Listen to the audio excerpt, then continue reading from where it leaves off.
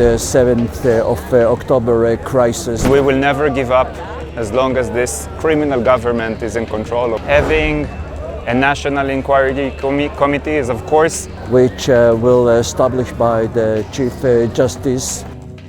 Israel के प्रधानमंत्री Benjamin Netanyahu एक बार फिर अपने ही देश के लोगों के गुस्से का सामना कर रहे हैं, जबकि कई लोग मानते हैं कि उन्होंने हमास के खिलाफ कम से कम एक आंशिक जीत जरूर हासिल की है। शनिवार को हजारों इजरायली नागरिक तेल अवीव की सड़कों पर उतर आए और 7 अक्टूबर को हमास द्वारा किए गए हमले की पूरी जांच की मांग की कि सुरक्षा चूक कैसे हुई और उसके बाद सरकार ने क्या कदम उठाए। You know, after the 7th of October crisis, we demand to have a national inquiry committee, which will established by the Chief Justice, the Chief Justice of the Supreme Court in Israel, not by Mr. Netanyahu, who didn't take any responsibility yet. And not by his own ministers. October council के सदस्यों की अगुवाई में और अब आज़ाद हो चुके बंधकों तथा उनके परिवारों की मौजूदगी में प्रदर्शनकारियों ने हबीमा स्क्वायर पर विशाल रैली की। उनका मुख्य आग्रह था 7 अक्टूबर की भयावह घटना की पूरी तरह जांच करने के लिए एक स्वतंत्र तथ्य जांच आयोग का गठन करना। We came here today to say no to racism, no to fascism, no to the rule of criminal people that have taken over our government, and we will never give up as long as this criminal government is in control of our country.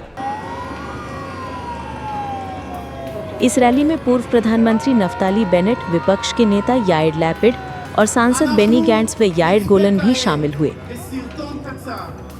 Bennett ने x पर post की, Israel के लोगों को ये जानने का हक है कि इतनी बड़ी नाकामी कैसे हुई और इसे दोबारा होने से कैसे रोका जाए। प्रदर्शनकारियों का आरोप है कि नेतन्याहू और उनकी दक्षिणपंथी कैबिनेट हमले के मूल कारणों की निष्पक्ष जांच रोकने की कोशिश कर रही है, चाहे वो शुरुआती हमला हो। Should be an objective committee. It should be a committee who will really find out how come that we had such a failure, such a crisis. उसके बाद हमास के खिलाफ चलाया गया सैन्य अभियान या फिर गाजा में छिड़ा पूरा युद्ध। एक बयान में प्रदर्शनकारियों ने कहा कि नेतन्याहू कैबिनेट इसके बजाय एक राजनीतिक रूप से अनुकूल सफेद धुलाई समिति बनाने की जल्दी में है और ये इजरायली जनता के लिए एक लाल रेखा होगी।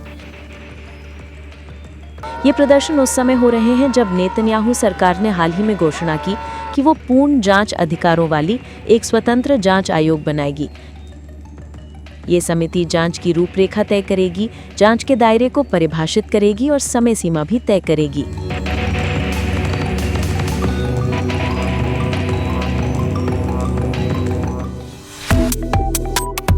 Subscribe to One India and never miss an update.